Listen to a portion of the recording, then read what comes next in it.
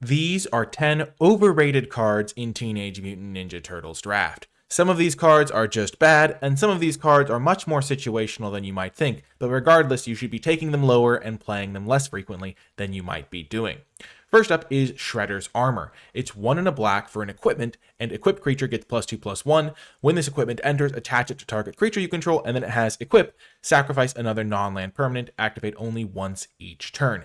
Now, in general, this sort of effect is already pretty weak because you don't really want equipments that you can't move around by paying mana, because that makes them a lot less useful in the late game. But combined with the unique factors of this format, Shredder's Armor becomes even worse, because the premier aggro deck for black to be playing is black-white, which is a deck that cares about sneaking creatures into play, and if you put Shredder's Armor onto a creature, attack with it, your opponent doesn't block, and you want to use that unblocked creature to sneak, then your Shredder's Armor is then unequipped, and you can't really then use it again very effectively. So not only is it a weak effect in general, but the deck that it would generally fit into the best doesn't really, is especially not interested in this kind of effect, and the defensive black-green deck doesn't really care about having ways to sacrifice things, and it really just doesn't want this sort of effect, because if you're trying to block, putting Shredder's Armor onto your creature only to have it get removed means that you've not really contributed extra things to the blocking side of things. Whereas if you just play a different creature instead of Shredder's Armor, like a 2-drop or something like that, then your opponent kills one of your creatures, but you still have something to block with. So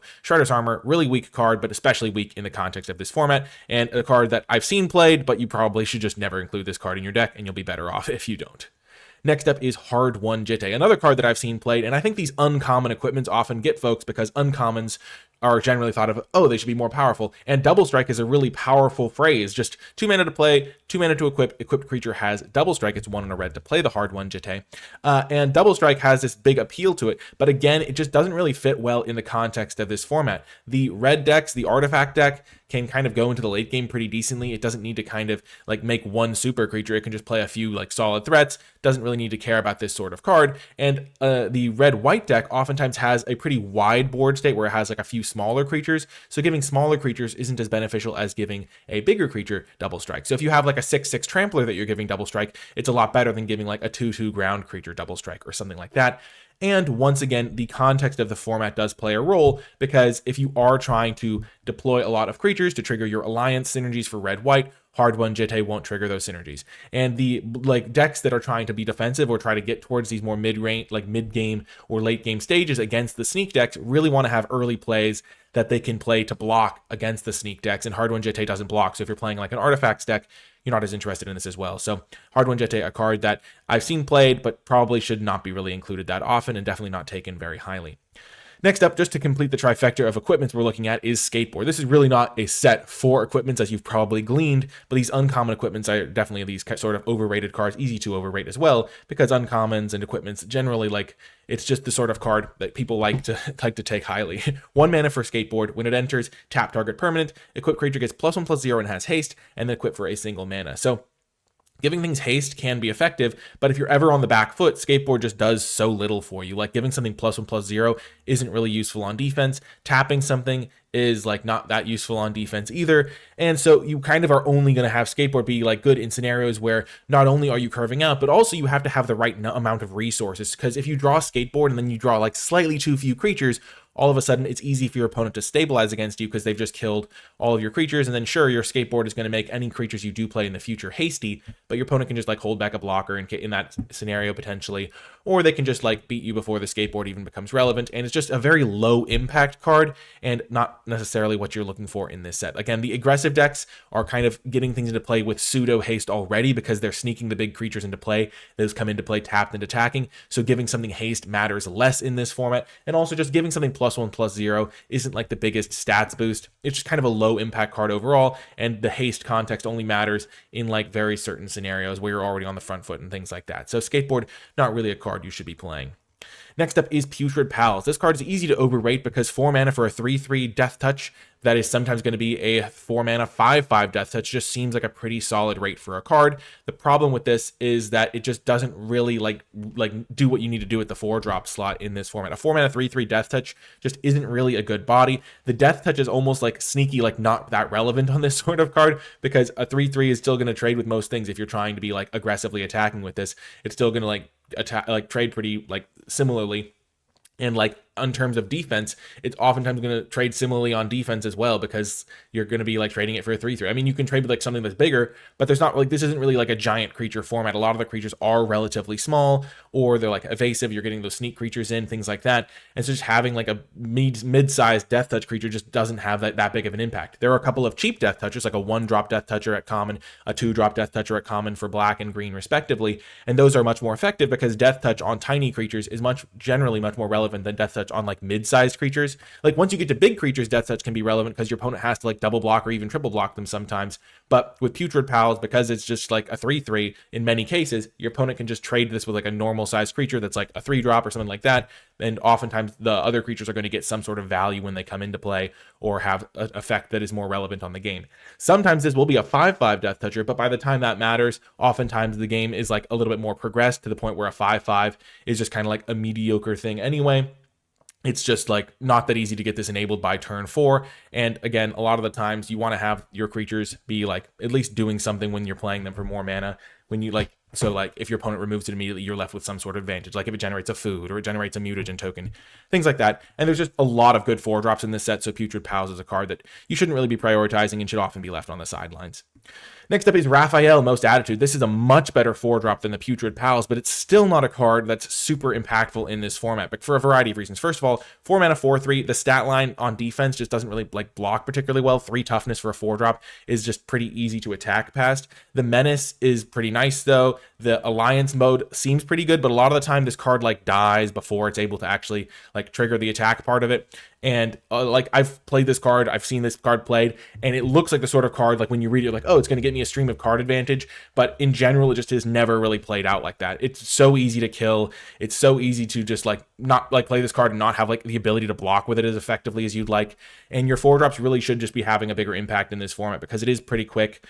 And oftentimes, like your artifact deck doesn't really care about this card, and your red-white decks just have really good 4-drop options to play. So Raphael, Most Attitude, just kind of finds himself in a bit of a limbo space, and not a card that's like a huge priority. You can definitely play it, but you shouldn't really be taking it that highly, which means that oftentimes you won't end up playing it because it just ends up being relatively weak and just doesn't play out the way you'd expect. You kind of can often view this as just like a 4-mana 4/3 menace, and so if you're interested in that, if you need something to fill your curve, that's oftentimes how Raphael is going to play out, because I've played this many times myself after like experimenting, testing with it, seeing it played, and I've just never seen it actually get like any cards going. And the fact that there's a 2-mana deal 3 in the format, so that you play your 4-drop and they immediately kill it for 2 mana, is also a contributing factor in what makes this card a decent amount worse. Also, the fact that there is the red card Mouser Foundry, which is like to pay 5 mana to deal 3 to something, like oftentimes that's going to kill like a 3-drop or a 2-drop, but when it's killing a 4-drop, it's also pretty bad for you. So Raphael, Most Attitude doesn't line up well against the removal, and also just like it's just hard to get the card out of this, like any card advantage out of this type of thing. So not a card you should be taking as highly as you maybe think. Next up is Donatello's Technique, a card that can be okay, but generally you are trying to do like more powerful things. So 3 mana draw 2 cards is just a little bit below rate these days, and sneaking something back to your hand to cast Donatello's Technique just doesn't really fit what the blue decks are oftentimes doing in this format. Blue-green's going like trying to go big, makes them like, it also has really good access to card draws already, the blue-green deck does. But like, you're not really using sneak in your blue-green decks as much because you don't really have necessarily the enablers or like reasons you would want to do that. And in like blue-red, you often aren't really sneaking that much. So you just don't really get to use the sneak ability. And when you're just playing a 3-mana draw 2, it's something you can play, but you shouldn't really be seeing this card as like, oh, this is going to be helping me with synergies and I'm going to be re-triggering all my entrance effects. It's just those aren't really things that blue decks are doing as much in this format, and so it's a card that you don't really need to prioritize maybe as highly as you might think. If you're reading this card, you're like, oh, it's an uncommon, it's got this sneak for just a single mana. It just doesn't end up playing out as well as you might think. Next up is New Generations Technique. This is a card that's easy to overrate. 3 and a green. It's sorcery. Search your library for up to 2 basic land cards, put them onto the battlefield tapped, then shuffle, and then you can sneak it for 2 and a green. This card is nice if you're trying to splash something, particularly if you're splashing something expensive, or if you're trying to splash multiple colors. There are homes for New Generations Technique, but it's easy to just read this card and think, oh, this is a generically powerful green effect, because in a format like Commander, searching up 2 basic lands is like something that you might be very interested in doing, where the games are just played out in a very different way than in Draft. In Limited, if you're just playing a 2-color deck, you pretty much shouldn't be playing New Generations Technique, because just getting 2 lands from your deck isn't generally going to justify the fact that when you top deck this in the late game, when you already have lands, or you just draw this and you just like can't afford to deploy it on turn 4 because you need to be playing a blocker on that turn, you just end up in these scenarios where you can't really play New Generations technique. And in the scenarios where you want it, like you can definitely play it where like, oh, you're splashing a couple of expensive cards, or you're playing like multicolor deck, like 4 colors, like, or something like that. You're doing something wild, a little unconventional, but in a general deck, you shouldn't really be playing New Generations technique, even though it has that sort of like, oh, I read this card and it sounds like a powerful effect. I'm getting 2 lands from my deck. I'm ramping my mana. In limited, that generally like doesn't actually like translate very effectively because it's got like a very narrow use case in a conventional 2-color deck. It's because it just often leads to you flooding out in those sorts of games because you just run out of like relevant things to do. So New Generations technique, easy to read this card and think it's super powerful, but again, you may need to make sure you have the right home for this sort of card and don't just like take it as a generically powerful card. And the home for this card doesn't actually come up as much as you might think, especially because, as we've said a lot in this video, you want to be playing blockers in the early turn so you don't get run over by like a sneak deck, where if you play this card and they just get to attack you with like whatever early creatures they've snowballed out thanks to sneak, that doesn't really help you that much. And the sneak ability on this card doesn't really work as well for you as you might think, because the green decks in this format aren't really the attacking, sneaking things out type decks.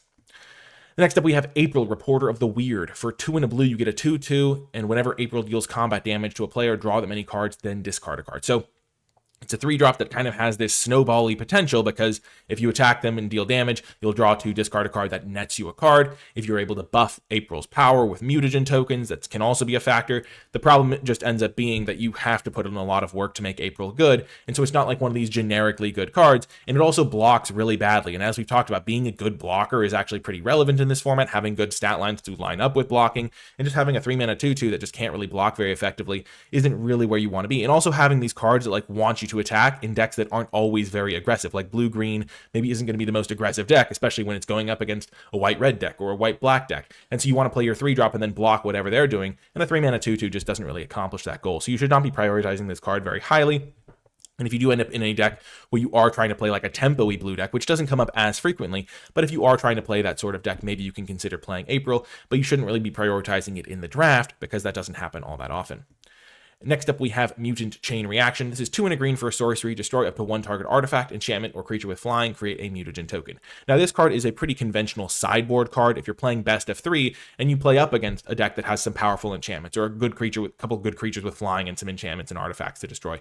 You can sideboard in Mutant Chain Reaction once you're sure you have enough targets for it and you know that your opponent is doing something like or powerful enough that you really need to have extra interaction to deal with it. The problem is this card has enough text on it that you are oftentimes going to be able to find a target, even though it oftentimes won't be a good target, which can convince more people to main deck this card than they should, even in like a best of 1 situation. Because just because you can kill something doesn't mean that it's actually going to be helpful for you to kill that thing. Oftentimes, maybe you'll kill an artifact that already got some value when it came into play, or you'll kill an enchantment that cost like 2 mana to play and wasn't even particularly relevant once it's come into play. There's like a lot of things where it's like, oh, just because you can find a target for it doesn't mean that it's actually going to be like a good card. Sometimes there's like a 1-mana flyer that you kill with Mutant Chain Reaction. You're like, wow, I nabbed a creature with this, but you traded down on mana, and sure, you got a mutagen token, but just because there are potentially targets doesn't mean you should be trying to play this card, and you should really be viewing this as more of a sideboard card that you sideboard in for the right matchup than as a card that, oh, I can take this and have interaction in my green deck, which is oftentimes something that is lacking in green decks, which can make this sort of card more tempting, but it's a card you shouldn't really be prioritizing, even though it can be a nice sideboard tool. And then the final card we're looking at here is Henchbots. It's 4 mana for a 2/3 robot. When this creature enters, exile target tapped creature an opponent controls until this creature leaves the battlefield. Now, Henchbots can be a very solid card, but it's taken as if it's like a premier card in many cases. This card gets taken very highly in my experience, and the problem with taking this card super highly is it doesn't even necessarily fit into all that many strategies that effectively. If you're trying to play an aggressive deck, Henchbots doesn't really do what you need it to do, and I've ended up in situations where I have a Henchbots and I'm playing like maybe in a deck that's leaning towards aggression, and your opponent's just never attacking you, so you just can't really deploy your Henchbots. And one of the ways you can lose games as an aggressive deck, if you're playing like a red-white deck or a black-white deck or any deck that's leaning aggressive, is you have a card in your hand that you can't deploy because it just doesn't really fit your game plan very well. And as a result, you end up losing the game because not being able to deploy that card lets your opponent stabilize. And by the time they are attacking you and you are able to use your henchbots, your opponent's already stabilized the game state and is able to defeat you. And it's just like a very classic gameplay pattern where henchbots, it's a colorless card. So it looks like it can just be a good early pick because it's super flexible, fits into like any deck technically, but you don't really want this card in your aggressive decks. And in your defensive decks, it is kind of still like a little bit tough to use. The removal in this format is really good. And I know that there's the classic, oh, dies to removal, all creatures die to removal. But when this one is relatively small, you don't really want it to tangle in combat. You really kind of need it to be able to block though, because again, you want to prevent these sneak things and things like that.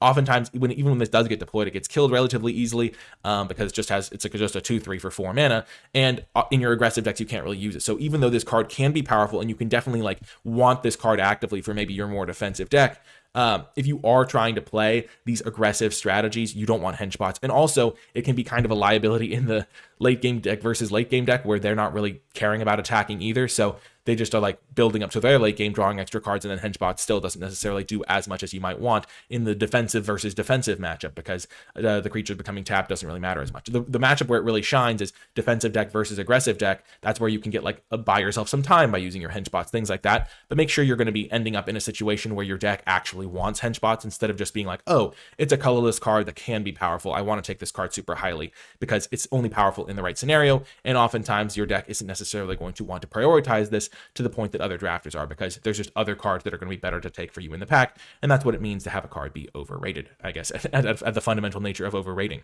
That's going to do it for this one, though. I hope you made it to the end of the video and enjoyed it. If you made it, leave hashtag careful10 in the comment section down below because you definitely need to be careful when evaluating these cards and whether you want them for your deck. That's going to do it for this one, though. I hope you enjoyed it, and I'll talk to you next time.